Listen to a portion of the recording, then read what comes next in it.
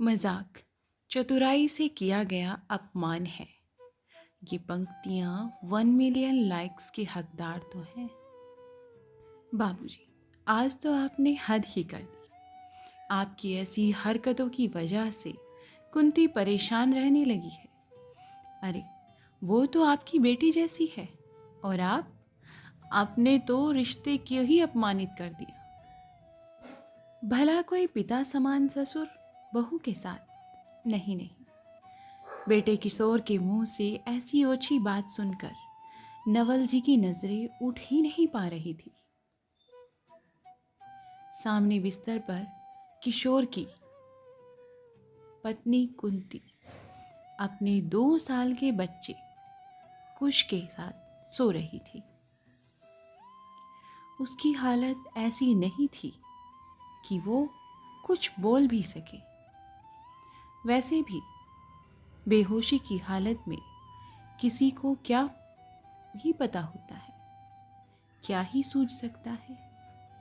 कुश माँ की छाती से चिपक कर दूध पीने के लिए चित्कार रहा था, पर माँ बेहोश हो गई थी।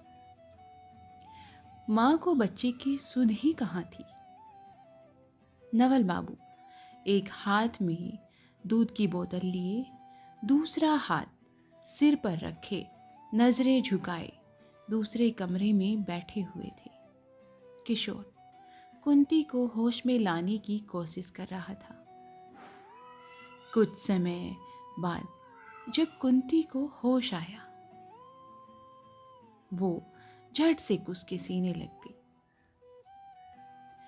और दूध पिलाने लगी और पूछी, बाबूजी कहाँ हैं? तुम सच कहती थी कुंती। जब से माँ गई, बाबूजी बहुत अजीब हो गए हैं।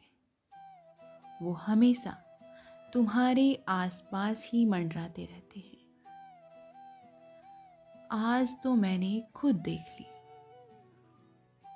अब वो इस घर में नहीं रह सकते। मैं उन्हें वृद्धाश्रम भेज रहा हूँ। यहाँ रहोगे तो तुम्हें भी परेशान करेंगे और तुम्हें हमेशा डर भी बना रहेगा, और मैं भी चिंता और शर्म के मारे कहीं मुंह दिखाने लायक नहीं रहूंगा। किशोर ने कुंती से कहा। हाँ, वो मैं तुमसे कहती रहती थी ना, पर आज समझ आ गया है। बाबूजी मेरे आसपास क्यों घूमते हैं। किशोर, तुम भी जानते हो, मुझे अचानक से दौरा पड़ने लगता है और मैं गिर जाती हूँ। 2 महीने पहले तक तो माँ जी के साथ साथ रहती थी। वो संभाल लेती थी मुझे, और उतने में बाबूजी कुश को देख लेते थे। आज भी मेरे साथ वही हुआ। मैं कुश को गोद में लेकर रसोई में गई उसे दूध पिलाने के लिए, ताकि वो पीकर सो जाए। पर अचानक मुझे दौरा पड़ गया और मैं वहीं पर गिर गई। बाबूजी वहीं पास में खड़े थे। मुझे उठाकर बिस्तर पर लाए होंगे, तभी तुम आ गए। हम गलत सोच रहे थे किशोर। वो तो पिता की तरह ही मेरा ख्याल रख रहे थे। कुश के लिए पक्का वो दूध भी लेकर आए होंगे, पर ये बदमाश माँ के साथ चिपक कर पीने के चक्कर में दादा की गोदी भी नहीं गया होगा। बाबूजी किधर हैं? तुमने कहा तो नहीं उन्हें कुछ? तुम इतने गुस्से में बोल रहे हो, मतलब तुमने उन्हें कुछ तो जरूर कहा होगा। पता नहीं तुमने उन्हें क्या क्या बोल दिया होगा। कहते हुए कुंती खुद को संभालते हुए बाबूजी के पास गई। देखा तो सच में उनके हाथ में दूध की बोतल थी। बाबूजी, हम आपको गलत समझ बैठे थे। पड़ोसी विमला अक्सर अपने ससुर के बारे में ऐसी वैसी बातें करती रहती है हमारे सामने। बस हमें भी यही डर सताने लगा, कहीं आप भी तो। मैं बहुत गलत सोच रही थी बाबूजी, पर आप मुझे माफ कर दें। मैं अब ऐसा ख्याल भी अपने मन में नहीं लाऊंगी। कुंती बाबूजी के पैर पकड़कर रोने लगी। बहु रिश्तों के बीच विश्वास का एक पतला धागा होता है। जब वो टूट जाए तो उसे जोड़ने की कोशिश कितनी भी कर लो, उसमें फिर भी गांठ ही पड़ जाती है,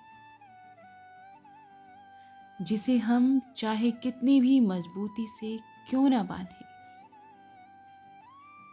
वो पहले जितनी मजबूती तो बिल्कुल भी नहीं आती। ना ही गांठ मजबूत हो सकती, और वो फिर खुल जाएगी और रिश्ते टूट जाएंगे। मुझे तो मनोरमा ने आखिरी समय तक यही कहा, देखो जी, हमारी बहू का ज्यादा से ज्यादा ख्याल रखना तुम।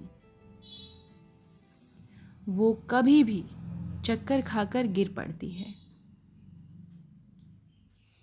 फिर कुछ के चक्कर में वो अपना ध्यान भी नहीं रखती। ऐसे में जब किशोर ना घर पर हो तो तुम बहू का विशेष ध्यान रखा कीजिएगा, उसके आसपास ही रहना।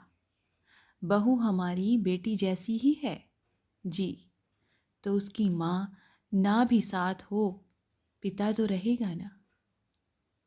बस मैं यही सोचकर बहू और कुश का तुम्हारे पीछे पूरा ध्यान रखने की कोशिश करता था, पर पता नहीं था तुम लोगों की सोच इतनी घटिया भी हो सकती है। ना जाने मनोरमा की आत्मा को आज कैसा महसूस हो रहा होगा।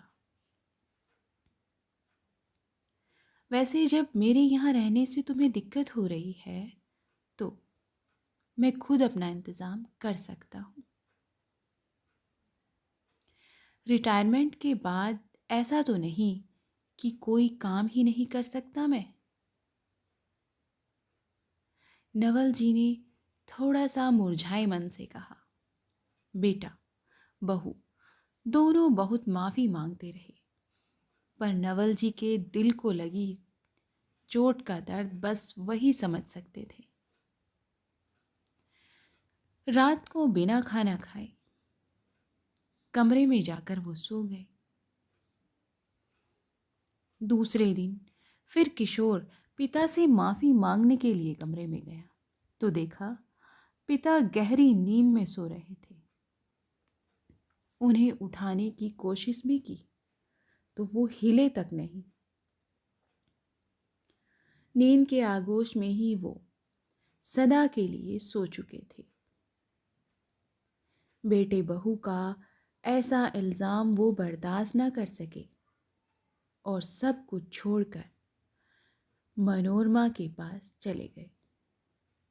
मनोरमा जो कि उनकी पत्नी थी, आजकल सास ससुर के साथ रहना बहू को नागवार गुजरता है।